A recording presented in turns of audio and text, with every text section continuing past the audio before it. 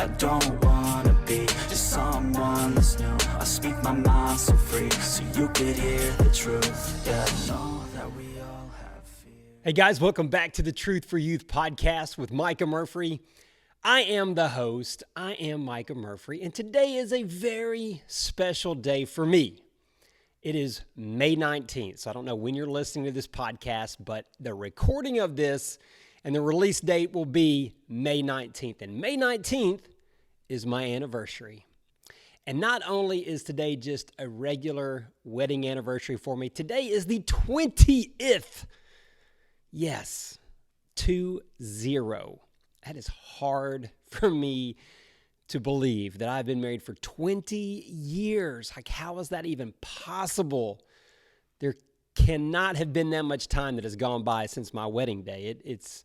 It's crazy to think that 20 years has gone by since the day that I married Lois Ann. It's really, I'm having a hard time grasping that today. But it has been an amazing journey. And I'm going to kind of honor her and honor our Lord in today's podcast by kind of talking about that and talking about love. And if you saw the title, it's called Selfless Love. I believe that is one of the keys to having a successful relationship, to having a successful marriage, is having that selfless love. And of course, we're going to tie that into the Bible because this is the truth. That is the biblical truth, not Micah Murphy's truth. But yeah, so I'm thinking about my marriage, right? 20 years, and obviously it's not a perfect marriage in the sense that there's been no wrongs, there's been no disagreements or quarrels or anything like that. But I feel like it has been a very successful marriage. I feel like we've done a lot of good things. Of course, throughout our journey, there have been ups and downs. There's been sadness. There's been heartaches. There's been difficulties. There's been obstacles. But there's also been a lot of great things. There's been a lot of joys. There's been a lot of excitement. There's been a lot of happiness, a lot of peace, a lot of anticipation, and just planning and preparing and just doing life together for 20 years. It has been amazing. And I really love to think back of all the different memories over those 20 years. It really has been amazing. And so again, today, let's talk about that, because I know it's not real common to have a 20-year marriage in today's society. And, you listening to this podcast, perhaps your parents have been married well beyond 20 years. Perhaps you're in a broken home. But regardless of your current situation, I'm sure that you desire to have a successful marriage one day. You desire to have successful relationships one day. Well, today I want to talk about that selfless love and how I believe that is one of the very, very key features in absolutely making a relationship work. Of course, there's a lot of things, if you want to look at the complexity of a relationship, there's so many things in a relationship and in a marriage. There's communication, there's trust, there's common vision, there's common goals, there's common world views and belief systems and morals. So there's a lot of things tied into relationships. But I do believe that if you don't have some type of selfless love in there, all those other things don't really matter, because at some point it's going to fade away. It's just not going to last without that. Now, what am I talking about when I say selfless love, and what are some examples of that? Well, obviously, the word selfish is self-consuming, right? It's all about you. It's all about me. And if you are constantly being selfish in a relationship where it's all about you, it's how you can benefit, you can imagine that the other person in that relationship, again, whether it be marriage, it could even be a business relationship. It could be a sporting relationship where it's a teammate. And if that person is always being selfish, it's going to wear on the other people involved, whether it be other teammates or, in case of a marriage, it's going to weigh on the marriage spouse. So how do you get around that? Because look, face it, we are selfish people by nature. When we came out of the womb, we came out crying probably and hungry and whining and crying and wanting to be fed or wanting to be held or wanting to be, warmth or something. We're immediately looking for our own needs to be met. And that's okay. That's the way God created us as babies.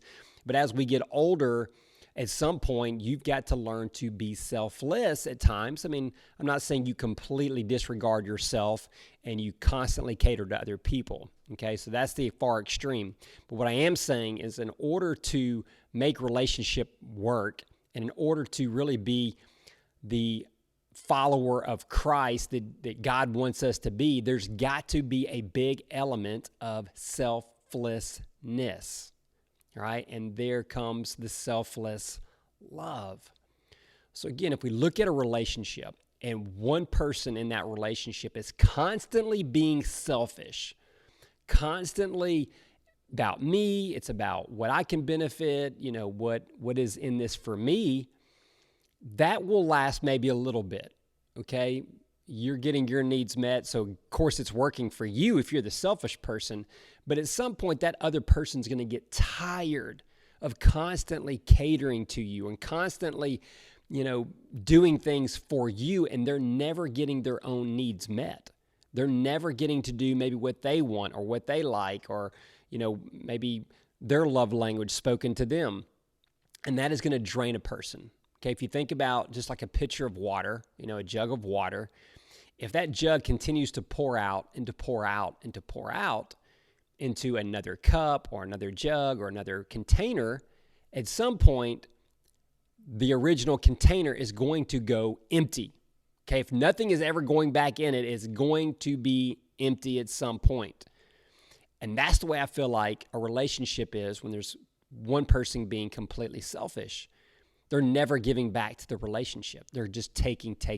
So they're constantly having things poured into their cup, but their spouse or their partner or their teammate, whoever we're talking about in the relationship, they've poured out everything they have. And guess what? At some point, they're going to be completely empty, completely dry. And at that point, they're done. They're either worthless, they're toast, they have nothing else left. And majority of the time, they're going to go somewhere else because they need to be refilled. They need someone to pour back into them. So they're going to go to somewhere else, someone else. Maybe it's another team. Maybe it's another significant other because they need to be getting something in return at some point. They can't constantly pour out. So that's the case with when it's one-sided. Now, obviously, if two people are selfish, that is a ticking time bomb of a disaster. Two people that are constantly trying to get their own needs met, that will never last. It won't last very long at all. All right, so that definitely doesn't work. But what about the other? What about when you have two people that are being completely selfless? That sounds kind of weird. Well, how can you both be selfless? You're both constantly trying to meet the needs of the other. Well, that's perfect because you're pouring out and you're receiving at the same time, right? So as much as you may be pouring out because you're being selfless, if your partner or your teammates, if they're doing the same thing and they're constantly helping and pouring out and looking after you as well and your needs, then it creates this cycle. It creates this cycle that can be repeated over and over and over, and it can technically last forever because you're pouring out, but guess what? Something is poured back in. So you're never running dry. It's like this constant, never-ending stream of water or a fountain that's constantly recycling the water. You ever seen a fountain, how it's, the water shoots out of the top and comes down? Well, most of those have a pump that sucks it back through. And so it just keeps recycling over and over. Well, that's kind of what I think about when I'm thinking about this selfless love. It's like this constant recycling of this love, essentially, and of meeting needs and of caring for one another. Now, that seems real simple in one sense, okay? So if I'm just saying, okay, well, for me, Mike, this is really my opinion. If you want to have a successful relationship, if you want to have a successful marriage, be selfless. And hopefully you find someone that is the same, that is selfless. All right? That's the key to success. That's the key to marriage. Well, if we simplify it a lot, then yes. Now, because I said it's simple in theory, and it's simple to say it, and it's a simple strategy. What it becomes difficult is the execution. Can you implement this? That's where it gets hard. Just like I know I use a lot of health and dieting and fitness, because that's part of my world, okay? So if I tell you, if you want to lose weight, you simply have to consume less calories than you're burning on a daily basis. If you want to gain weight, you have to consume more calories on a daily basis than you are burning. That is simple, guys. That is easy, simple math. Simple. But is it difficult to execute? 100%. 100% it is difficult. That's why the majority of people are not healthy. The majority of people are not probably their ideal weight, because it's hard to execute. Why is it hard? Because it takes a lot of self-discipline. Well, guess what? Selfless love takes a lot of self-discipline. It's not easy. Again, we are selfish. We want to do what we want, right? If it's a television show on and that's the show that you want to watch, or that's a movie that you want to watch, well, that's what you want to watch. But if your partner, your significant other, maybe they want to watch something else, well, you could get into a disagreement, you could argue, but someone's going to lose in that case, essentially, right? You can't, well, I mean, I guess you could try to meet middle ground and maybe, put either two TVs in the room, or one person go to one room, one person go to the other. But really and truly, someone's going to technically lose in that scenario. Someone's got to give in. But here's the thing. If you give in, then maybe the next time the other person says, you know what, we watched the movie that I want to watch. Now, let's watch a movie that you want to watch, or let's watch a show that you want to watch. All right, that's the give and take relationship. But at some point, there has to be that self-discipline. There has to be that self-sacrifice in order to make it work. Guys, I wish I could tell you I'm an expert, that I haven't nailed down, but I would be lying through my teeth, and my wife would definitely tell you otherwise. It is a work in progress. Guys, it's a constant work in progress. You constantly have to remind yourself, you know what? No, I don't want to go do this. I don't want to go to this event. Or no, I don't want to go watch this show. Or no, I don't want to do this. But if it's important to my spouse, then maybe I need to do that, right? Maybe I need to self-sacrifice because I need to meet their need. And vice versa. At some point, they will do the same to you if that relationship is the way it's supposed to be. So then when you want your significant other to go to an event with you, or to watch a movie with you, or whatever that is, then they'll probably do the same. If you are doing that for them, and again, if you're just always taking, at some point that's going to get old. But that give and receive, that selfless love, telling you guys, that is such a crucial thing to grasp. Easy concept, very, very difficult to execute on. Now, where do we get this? I mean, is this just something that I pulled out of my hat? Is this something I learned from, a marriage seminar? Well, I found it in the Bible. I mean, Jesus is our living example of how we should live our life. That's it. If we're going to be a Christian, if we're going to be a follower of Christ, we look to the Bible and we see, what did Jesus do? How did he live his life? How did he treat other people? How did he love other people? How did he serve other people? What was his life's mission? That's where we go. We go to the Bible. We read. We understand. We pray. We ask God to give us wisdom and discernment and help and strength, and help us to love like he loved us.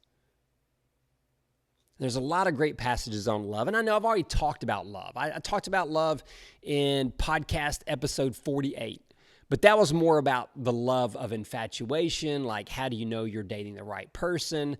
So if you want to hear more about that type of love and you haven't listened to that, go back to episode 48, give that one a listen. That's kind of like, is this the right person I'm supposed to continue to date or possibly marry one day? Because there's that infatuation. All right, well, the love that we're talking about today, this selfless love, this is like level 2 or level 3. This is the next level of love. Like this is beyond that infatuation. This is not how to get into the right relationship, but how to keep the right relationship and how to make it last, how to get to that next level. Again, maybe it's a friendship, maybe it's even a teammate, maybe it's a business partnership, maybe it's, marriage. Hopefully everybody applies this to your marriage one day. All right, so let's look at the Bible. Let's see, what does the Bible say in regards to this love?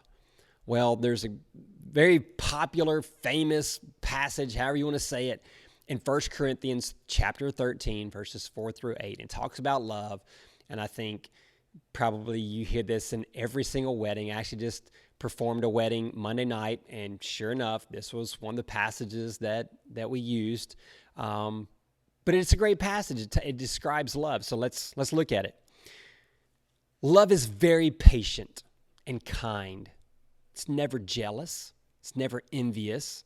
It's never boastful or proud. Never haughty or selfish. Selfish. It's never rude. Love does not demand its own way. It is not irritable or touchy. It does not hold grudges and will hardly ever notice when others do it wrong. It is never glad about injustice, but rejoices whenever truth wins out. If you love someone, you will be loyal to him no matter what the cost. You will always believe in him, always expect the best of him, and always stand your ground in defending him. All the special gifts and powers from God will someday come to an end, but love goes on forever. That is a great version. That's the Living Bible translation. I really like that. Again, I know it talked about him. Just flip that to her. If you're needing to. So always expect the best of her. Always stand your ground in defending her. Okay, so you can flip that around. But it talks about a selfless love. Selfless love. It talks about being patient, right? If we're selfish, we're impatient, right? When we really want that item, and that Prime 1 day or 2 day shipping is running a little late, we're a little irritated, right? Because we're selfish, we want that. But if we're selfless, that's being patient. It's waiting. It's being kind. It's not being jealous. It's not being envious, not being boastful or proud. It says it's never being selfish, right? All these things that it describes love is a selfless love. It's caring more about that other individual than it is about yourself. It's setting aside your selfish desires and your wants so that you're meeting the needs of someone else. That's what love is. That's the love that God tells us about. And not only does God tell us about that, guess what? He demonstrated that for us. Romans 5:8. But God showed his great love for us by sending Christ to die for us. While what? While we were still sinners. So God is showing us a selfless love. He says, you know what? You guys don't deserve this love. You're still sinful. You haven't done anything to deserve this, but I love you enough that I'm going to send my son to die for you. And Jesus says, I love you enough that I'm willing to go through humiliation and torment and pain and agony. And I'm going to die because I love you. That is a selfless love. Right? Selfish love is like, no, I'm not gonna do all that. No, you don't deserve that. You haven't done anything for me. He's being selfless. He says, while we were still sinners, not when we repented and we loved him back, but while we were still sinners, while we were still rebellious, Christ died for us. That is the example of love. That's how God showed his love.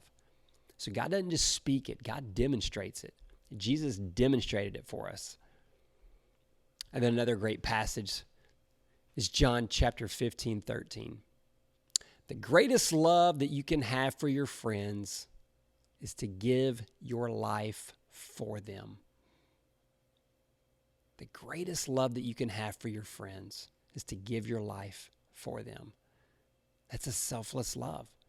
It says if you really want to love your friend, your neighbor, the greatest love that you can give for them is you give your life for them, like you sacrifice. That has to be a selfless love, right? If we're selfish, we're looking after our own needs. We're definitely not going to die for our friends. But it says that's the greatest love, is laying down your life. That's the example. And again, we got that example through Jesus. Jesus laid down his life for us. We get the example. Guys, I want you to have successful relationships one day. I want that so bad for you. But it's work. It's hard work. And it's not just a one and done. I wish, you make that commitment and then it's all over. Like that's it. It's almost like you sign a contract and it's done. It's a done deal. I was thinking about that again, the wedding on Monday night that I was, performing. It was like we're reciting vows, and you never know how the future is going to end for someone. But they're so sincere, right? The look in their eyes and that love and that passion, and they recite those vows, and it's, till death do us part, and, we'll love you in sickness and in health, and, they go on, and it's about a selfless love. And those vows are about a selfless love, commitment. But so many people make those vows, and then they break them, or they don't mean anything after a few years. They fall out of love. But they meant them when they said it. It's easy to say the words. It's simple, but it's hard to execute. It's a lot of hard work. It's a lot of self-discipline. It's a lot of self-sacrifice. You have to constantly sacrifice self for the benefit of the relationship. And some people get tired of doing that, and they become selfish. They begin to look after their own. Oh, I deserve more. I deserve this, whatever. They begin to hear lies of the world, and they let Satan creep in and maybe cause friction or some kind of separation in there. It's tough. It's tough. And without Christ, I honestly don't know how marriages make it. I mean, even Christian marriages at the rate is still the same as the world, so, but I don't even, again, I can't fathom how relationships work without Christ. I think that's obviously the biggest key for me and the success in our marriage is having Christ at the center. Look, I make mistakes. Lois Ann makes mistakes, but, in the end, we come back to staying focused on Jesus and kind of our common goal and common love and learning to be selfless and continuing to try to practice that. And so, guys, that's what I want for you. And it's hard work. It's discipline. It's a commitment. It's persevering, just like our Christian faith is perseverance. So, guys, know that before you get into a relationship. It's going to be hard work. It's not going to be easy. All those love, ooey gooey feelings in the beginning, they're going to fade a little bit. And then the selfless love has got to kick in to make things work in the long run. But it's possible, but you do need Jesus on your side. You need the strength of God to help you through it all. Guys, I love you. Thank you. And we'll catch you guys in the next podcast. Bye-bye. I don't wanna be just someone that's new. I speak my mind so free, so you could hear the truth. Yeah, no.